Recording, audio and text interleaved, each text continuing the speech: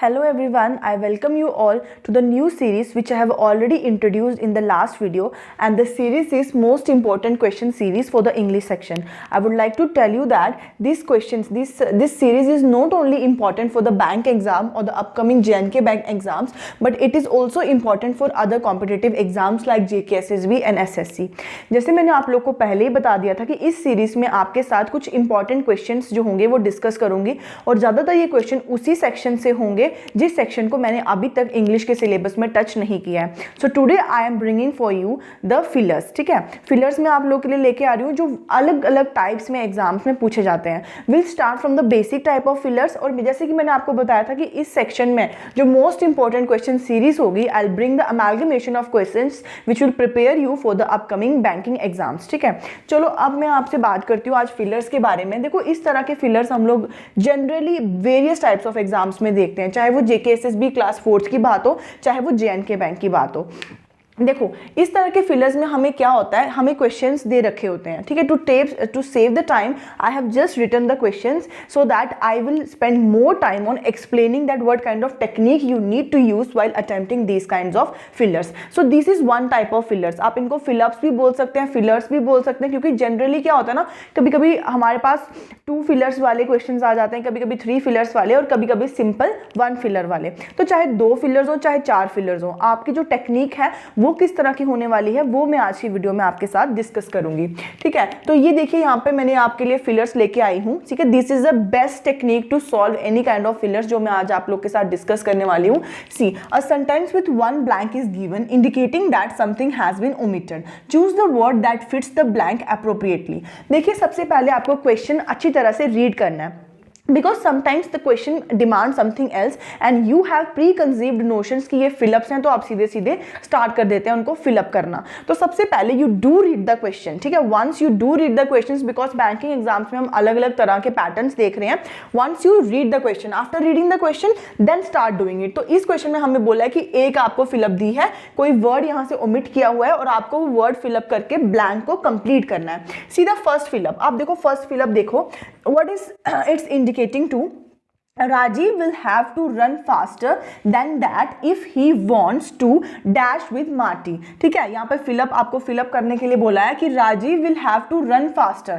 राजीव को तेजी से दौड़ना पड़ेगा अगर उसको क्या करना है, मार्टी के साथ पहुंचना है, अगर उसको मार्टी के साथ कैच करना है. ठीक है, तो यहाँ पर देख लिए, मुझे पता है मार्टी के साथ कैच करना है. ये मेरे को इस तरह से अपने आप में क्यों समझ में आ रहा है कि कैच करना है, क्योंकि जब हम किसी के पीछे भागते हैं तो हम उसको कैच करते हैं ना. We use to play in the childhood, we use to run behind the person to catch the person, उसको पकड़ने के लिए. तो यहाँ पर भी उसी तरह से पकड़ना, ये किसी को सीजर करना नहीं है कि हम किसी को जाके पकड़ रहे हैं. The point here is we have to hold the person, हमें उस तक पहुंचना है, तो उसके लिए हमें मालूम है कि हमें कैच करना है. लेकिन आप लोग देख रहे हैं कि यहाँ पर फ्रेजेस यूज किए हुए हैं. देखो, catch with, catch of, catch along, catch up या कैच डाउन. तो एक बंदा जो है जनरली कंफ्यूज हो जाएगा कि यार मैं यहाँ पर क्या फिल करूँ, क्योंकि हर जगह पर सिर्फ कैच ही कैच है. ठीक है, कैच का हमें ढूंढना है कि इसके साथ हम कौन सा प्रीपोजिशन जो है वो जनरली यूज करेंगे. अगर तो आप लोग प्रीपोजिशन बेस्ड जो एरर्स हैं वो लोग, अगर आप लोगों ने वो प्रैक्टिस किए होंगे तो आप लोग को मतलब पता होगा कि अगर हम लोग कैच डाउन बोलते हैं तो इसका क्या मीनिंग रहता है. कैच डाउन होता है जब हम किसी को पकड़कर, किसी को होल्ड कर कर उसको क्या करते हैं, उस पर अटैक करते हैं. ठीक है, उसको, जैसे अगर हम लोगों को किसी को, कोई क्रिमिनल को पकड़ना है, the police catch down the criminal, the police catch down the mobster, तो ये वहां पर हम यूज करते हैं कैच डाउन. ठीक है, कैच विद यहाँ पर हो गया जब हम किसी को किसी के साथ पकड़ते हैं. कैच अलोंग का मतलब जिस तरह से, जैसे गेट अलोंग होता है ना, गेट अलोंग किसी के साथ कहीं से चले जाना. ठीक है, कहीं से चले जाना. ठीक है, उसी तरह से कैच अलोंग होता है. ठीक है, और यहाँ पर देख लीजिए कैच अप. कैच अप का मतलब किसी को पकड़ना, यानी कि अगर कोई हमसे आगे चल रहा हो, कोई हमसे आगे हो इन डिस्टेंस, अगर हमसे आगे भाग रहा हो तो उसको हमें कैचअप करना है. तो मोस्ट अप्रोप्रिएट जहां पर जो फ्रेज है दैट इज कैचअप. ठीक है, मोस्ट अप्रोप्रिएट फ्रेज कौन सा है, वो आपका मोस्ट अप्रोप्रिएट फ्रेज यहां पर कैचअप है. तो यहां पर फिलअप किससे होगा, कैचअप से. यहाँ क्या आंसर आएगा, कैचअप, ठीक है। और मैंने आपको बता दिया ऐसा क्यों आएगा, इन फ्रेसेस के अलग अलग मीनिंग है। जब आप किसी भी वर्ड के आगे प्रीपोजिशन यूज करते हैं तो उसका मीनिंग बहुत चेंज हो जाता है। अगर आप बात करें कैच अलोंग का जो मतलब है वो गेट अलोंग के जैसा है, ठीक है। जैसे गेट अलोंग का मीनिंग होता है ना, गेट अलोंग का मतलब होता है जब हम कोई प्लेस को छोड़ के किसी और जगह पे जाने की बात करते हैं, जैसे कि I wanted to stay but I have to get along now, मतलब मुझे अब यहाँ से जाना पड़ेगा, ठीक है, यहाँ से जाना पड़ेगा। तो यहाँ पर ऐसा तो नहीं है अगर उसको फास्टर दौड़ना है वहां से जाने के लिए, नहीं, उसको किसी को पकड़ना है, माटी को उसको पकड़ना है। तो पकड़ने के लिए वो कैच विद होता है जब हम लोग किसी को किसी के साथ पकड़ते हैं डूइंग समथिंग, ठीक है। So that is catch with, ठीक है।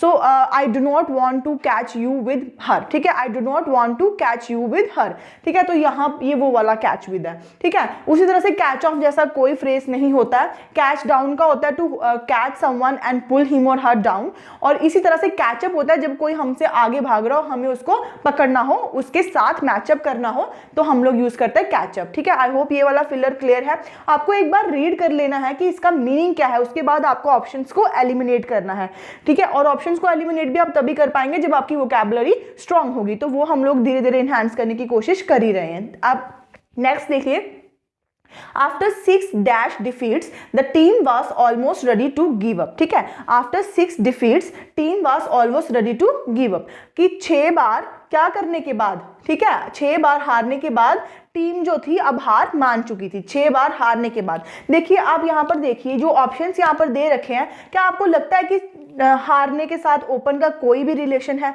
तो ये ऑप्शन एलिमिनेट हो गया, ठीक है। अब डिफीट, कभी सक्सेसफुल डिफीट तो नहीं होगी ना, तो ये वाला ऑप्शन भी यहाँ पर क्या हो गया, एलिमिनेट हो गया। देखो प्रिमिटिव का मतलब होता है जो पुराना होता है, ठीक है। तो प्रिमिटिव का भी इसके साथ कोई रिलेशन नजर नहीं आ रहा है, क्योंकि क्या होगा, पुरानी हार होगी क्या, आफ्टर 6 डिफीट्स, ठीक है, 6 डिफीट्स के बाद। देखिए तो आप लोग को ओवरऑल में और कॉन्जिक्यूटिव में जो है वो कंफ्यूजन हो जाएगा अगर आप लोग को इतनी अच्छी इंग्लिश नहीं आती है। तो देखिए कॉन्जिक्यूटिव हम लोग को मालूम है कि जो एक के बाद एक आती है, और हार एक के बाद एक करने के बाद ही तो हम लोग सोच रहे थे ना कि अब हम नहीं खेलेंगे, अब हम खेलेंगे ही नहीं। तो यहाँ तो हमें मालूम चल गया कि ऑप्शन ए जो है वो राइट ऑप्शन है और आंसर जो है वो कॉन्जिक्यूटिव आएगा, ठीक है। और आज की वोकैबुलरी सेक्शन के लिए मैं आपको बता देती हूँ कि ओवरऑल का जो मीनिंग है वो क्या रहता है। ओवरऑल का मीनिंग होता है टू चेक एंड रिपेयर, ठीक है, जब आप किसी चीज को चेक कर लेते हैं और साथ साथ में रिपेयर भी कर देते हैं, ठीक है, to check and repair, to check a thing and repair a thing, ठीक है, that is what we mean by overall. तो I hope the things are being cleared, I hope you are noticing the way I am attempting these fillers. The point is you have to read the entire question and then you have to go through the options and then you have to eliminate the options which you think are not suitable. So let's move to the next filler. See, the Berlin Wall was a dash symbol of Cold War. Berlin Wall was a dash symbol of Cold War. Berlin Wall एक symbol था cold war का। कैसा symbol था, ठीक है, you have to fill an adjective here. देखो जब आप किसी भी नाउन को क्वालिफाई करते हैं उसको आप बोलते हैं एडजेक्टिव, ठीक है। तो यहाँ पर आपको एक एडजेक्टिव यूज करना है। आप देख लीजिए यहाँ पर क्या क्या जो है वो चीज जो है वो एक एडजेक्टिव है। देखो सबसे पहले तो आप लोग देखोगे यहाँ पर चैलेंज सिंबल तो नहीं आएगा। चैलेंज का मीनिंग तो आपको मालूम है ना, जब आप किसी को काउंटर करते हैं और उसको ओपन चैलेंज करते हैं कि अब हमारे साथ मुकाबला कर लो, तो चैलेंज तो यहाँ पर कैंसिल हो जाएगा, ठीक है। ब्यूटीफुली सिंबल ऑफ कोल्ड वार नहीं आएगा, ये भी यहाँ पर ऑप्शन आपका कैंसिल हो गया। अब देख लीजिए यहाँ पर ऑब्सक्योर, पोटेंट और इनडिस्टिंक्ट में आपको थोड़ा कंफ्यूजन होगा। इनडिस्टिंक्ट होता है जिसको हम लोग, देखो इनडिस्टिंक्ट वो चीज होती है जिसको हम लोग इजीली बता नहीं सकते कि क्या ये इसका पार्ट है या नहीं है, ठीक है, जिसको हम लोग को सेपरेट करना थोड़ा मुश्किल होता है, that is what we mean by indistinct. तो indistinct symbol of cold war, obscure symbol of cold war या potent symbol of cold war. देखिए मीनिंग देखिए, ऑब्सक्योर का मीनिंग क्या होता है, ऑब्सक्योर का मीनिंग होता है हॉरिफाइंग या थोड़ा सा ऑड, ठीक है, जो चीज ऑड होती है या हॉरिफाइंग होती है, that is what we mean by obscure. Horrifying होती है या थोड़ी सी ऑड होती है। और पोटेंट का मतलब होता है जिसका कोई ना कोई इन्फ्लुएंस रहता है किसी चीज के ऊपर, इन्फ्लुएंसिंग थिंग जो होती है, ठीक है, other thing is influencing which has an effect, जो एक इफेक्ट छोड़ती है। तो जब हम किसी चीज के बारे में प्रेज कर रहे होते हैं तो ऑब्वियसली अगर हमें बताना कि बर्लिन वॉल एक अच्छा सिंबल था तो obviously we have to use that it was a influencing symbol और it was a symbol which had an effect. So what is the right answer here, was a potent symbol. कौन सा कैसा symbol था, potent symbol. When you move to the next one, देखो the country has been in a very poor economic status, country बहुत poor economic state में है ever since dash of its major industries, कि अपनी industries के किस चीज के बाद कंट्री पुअर स्टेट में। देखियो इलिटिज्म होता है जब कोई रूल जो कर रहा हो, दैट इज एन इलीट। तो जब कोई इलीट आपको रूल कर रहा हो, कंट्री की सिचुएशन क्यों पुअर होगी, so that is what is the way to eliminate the option. उसके बाद रिलक्टेंस, जब आप लोग कोई चीज करने के लिए मना कर देते हो, अनविलिंगनेस जब आपकी कोई चीज करने के लिए होती है, that is what we known that is what we call as reluctance, ठीक है। तो ऑब्वियसली डिक्लाइन होता है जब कोई चीज जो है उसका जो लेवल है वो गिर जाता है, ठीक है। तो ऑब्वियसली जब इंडस्ट्रीज का डिक्लाइन होगा तभी तो कोई कंट्री गरीब होगी ना, तो राइट ऑप्शन इज डिक्लाइन। अब नेक्स्ट देख लीजिए, when she said she wanted to get a motor bike, her parents threw up their hands in, जब उसने बोला कि मुझे मोटर बाइक चाहिए तो उसके पेरेंट्स ने अपने हैंड्स थ्रू अप कर दिए, ठीक है। अब कोई भी देखो यहाँ पर आप लोग ध्यान से देखिए, the point is despair. Despair होता है जब आप लोग थोड़ा मतलब कि ग्लूमी आपका जो है बिहेवियर हो जाता है बिकॉज ऑफ समथिंग। हॉरर भी डिस्पेयर से ही रिलेटेड है, और एप्रीहेंशन जो है that is when you think about something और you when take hold of something और व्हेन यू सीज समथिंग। तो सीज तो वो नहीं करेंगे ना, ठीक है, आप सोचते हो तब भी ऑब्वियसली जब आप सोचते हो उसको भी एप्रीहेंड करना बोलते हैं। देखो तो ऑब्वियसली अगर आपको ऑप्शंस दे रखे होंगे 1 and C, A and C are near to each other, तो अगर आपको ऑप्शन में दे रखा होगा कि ओनली 1 या फिर ओनली 2 या दिया होगा बोथ 1 and 3, तो आप ऑप्शन 3 जो है वो करेक्ट करोगे कि यहाँ पर हॉरर भी आ सकता है और डिस्पेयर भी आ सकता है। When she said she wanted to get a motor bike, her parents threw up their hands in both horror as well as despair, अगर ऑप्शन में होगा। नहीं होगा तो अगर आपके पास A, B और C करके ऑप्शन होगा या नन ऑफ दीज होगा, तो अगर दोनों ऑप्शन अगर आपके राइट होंगे तो आपको क्या करना है, देखो सबसे ज्यादा जो सूटेबल ऑप्शन होगा उसको टिक करना होता है। तो यहाँ पर हॉरर में नहीं, तब आप डिस्पेयर में कर दोगे कि उसके पेरेंट्स जो है सोच में पड़ गए कि क्या हम इसको बाइक लेके दें या नहीं दें। So basically you have to answer the question according to the options. Fillers जो है वो पूरे ऑप्शंस पे डिपेंड करते हैं और एलिमिनेशन पे डिपेंड करते हैं कि आप कितने तक ऑप्शंस जो है उनको एलिमिनेट कर सकते हैं। So this was about the fillers. The next thing which we are going to discuss is the questions which deal with swapping method and some of the errors. Next thing which we'll do is errors. As I told you that in this series we'll have amalgamation of questions, so we'll have 2 to 3 errors in this section. So let's see the first error. In the movie a alien invasion helped in northern part of the northern India. ठीक है, तो अगर आप लोगों को मालूम होगा तो आप चुटकियों में इसका निकालेंगे कि एरर कहाँ है। ठीक है, we know that in the movie a, ठीक है, इट्स एन वोवल, तो यहाँ पर क्या आना चाहिए था, an alien. So it's a very easy error. तो एरर जो है यहाँ पर फर्स्ट पार्ट में है। Sometimes the errors are very very easy, but the point is कि एग्जाम स्ट्रेस में हमें ऐसा लगता है कि पता नहीं इसमें क्या, मुझे तो सब ठीक लग रहा है। ठीक है, तो कई बार आपका ऐसे भी हो सकता है और अदर वे में इसमें इस तरह से भी एरर पूछा जा सकता है। मैंने आपको बताया था कि जहाँ पर साइड्स की हम बात करते हैं वहाँ पर हम लोग डेफिनेट आर्टिकल द यूज नहीं करते हैं। अगर यहाँ पर एन होता और यहाँ पर दा होता, the northern part of the northern India, तो आप लोग यहाँ पर एरर निकाल सकते थे। बिकॉज जब हम लोग नॉर्थन इंडिया बात करते हैं it is denoting the side, तो आप लोग को तब यहाँ पर जब साइड्स दिखाई जाती हैं, पर्टिकुलर सिर्फ साइड दिखाई जाती है कि नॉर्थन पार्ट है, तो द नॉर्थन पार्ट हम लोग यूज नहीं करते। यहाँ पे स्पेसिफिकली नॉर्थ इंडिया की बात हो रही है, तभी हमने डेफिनेट आर्टिकल द जो है वो यूज किया है। नेक्स्ट एरर आप देखिए, the man at the registration office cannot hurry my grandmother as her is very old. तो इस एरर में आप देख लीजिए आपको कौन से पार्ट में एरर नजर आ रहा है। देखिए यहाँ पर आप देख लीजिए, the man at the registration office cannot hurry my grandmother as her. देखिए हर क्या है, पोजेसिव है ना, हर हम यूज करते हैं पोजेशन दिखाने के लिए, पोजेसिव केस है, लेकिन यहाँ पर it is denoting the what it is denote there the word which you have to use should denote the noun grandmother. तो यहाँ पर जो प्रोनाउन है तो यहाँ पर क्या आना था, एज शी। ठीक है, as she is very old. तो इस तरह से आपको एरर को देखकर सॉल्व करना है। मैं आप लोग को एक एरर जो है वो होम टास्क में भी देना चाहूंगी, जो आप मुझे सॉल्व करके जो है इसका आंसर बताएंगे। See I will give you error for home task also. अब मैं आप लोग को एक एरर दे देती हूँ जो आप मुझे होमवर्क में करके बताएंगे कि इस पार्ट में क्या जो है वो एरर है। ठीक है, the question is according to the newspaper Kolkata mirror, देख लीजिए, according to the newspaper Kolkata Mirror, according to the newspaper Kolkata Mirror, the mayor was an immensely reputed person. The mayor was an immensely reputed person.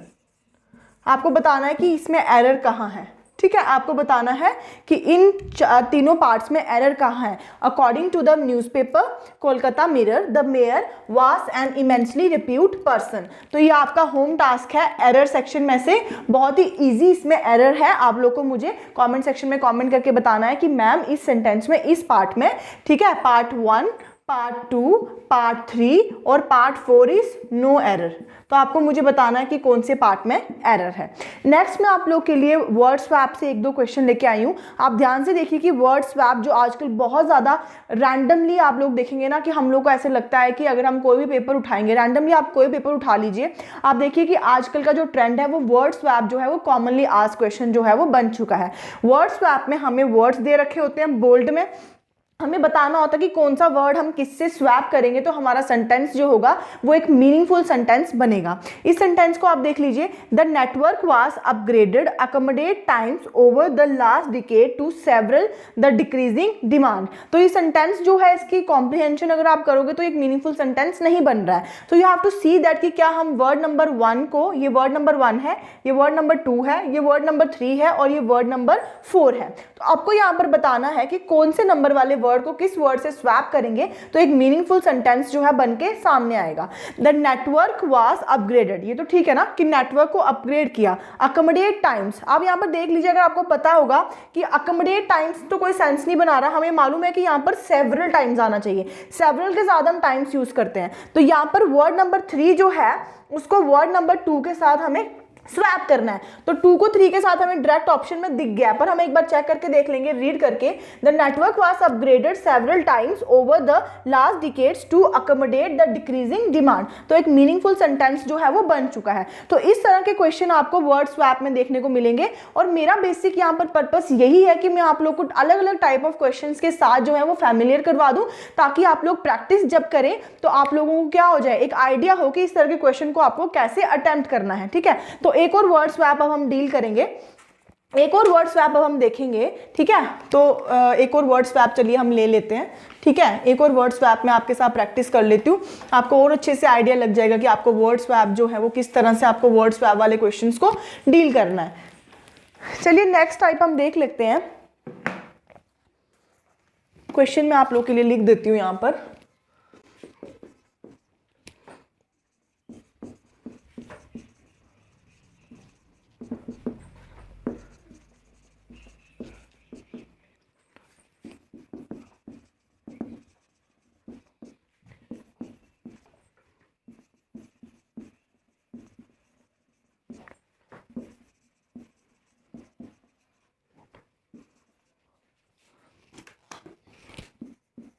Necessary growth देख लीजिए, यहाँ पर मैं बता देती हूँ.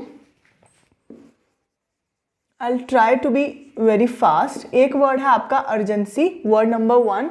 ठीक है, मेक्स इट पॉपुलेशन आपका वर्ड नंबर 2 है. ठीक है, और रीइटरेट आपका वर्ड नंबर 3 है. ठीक है, और आपका वर्ड नंबर 4 है नेसेसरी ग्रोथ. ठीक है, आपको बताना है कि 1 को 2 से स्वैप करना है, 2 को 4 से स्वैप करना है, 2 को 3 से स्वैप करना है या 3 को 4 से स्वैप करना है. ये आप लोग को बताना है. आप एक बार इसको रीड कीजिए. The urgency of the situation, situation की अर्जेंसी, यहाँ तक बिल्कुल ठीक बन रहा है. The urgency of the situation makes it population. देखो मेक्स इट नेसेसरी. ठीक है, मेक्स इट नेसेसरी. तो हमें दिख रहा है कि वर्ड नंबर 4 को वर्ड नंबर 2 के साथ स्वैप करने की जरूरत है, तो 2 को 4 से स्वैप करने की जरूरत है. तो ये हम ऑप्शन एक बार पुट अप करके देख लेंगे. The urgency of the situation makes it necessary to reiterate the monumental problem of population growth. तो ठीक है, मीनिंगफुल सेंटेंस जो है वो बन चुका है। आई होप आपको वर्ड स्वैप का आइडिया लग गया है, आपको एरर्स का आइडिया लग गया है, आपको फिलर्स का आइडिया लग गया है। देखिए इस सीरीज का जो पर्पस है वो यही है कि मैं आपको टाइप्स ऑफ क्वेश्चंस के साथ फैमिलियर करवा दूं और उसके साथ साथ मैं ये कोशिश करूं कि आप हर टाइप की जो हर एक सेक्शन है सिलेबस का उसको टच अप ऑन कर लें। तो हमारा पर्पस बेसिकली यही है and I hope the purpose was served. और if you have any kind of problems you can comment in the comment section कि मैम हमें ये प्रॉब्लम है, और if you want to improvise the way I teach that is also you are also most welcome in that case also, because I am very amenable, I am always open to suggestions. And if you want कि हमारी जो classes हैं वो presentation mode में हो, so you can tell me, I can deliver the lectures that way also. So this was whole for you today. I hope you enjoyed the lecture. Thank you. Keep learning, keep supporting. Thank you.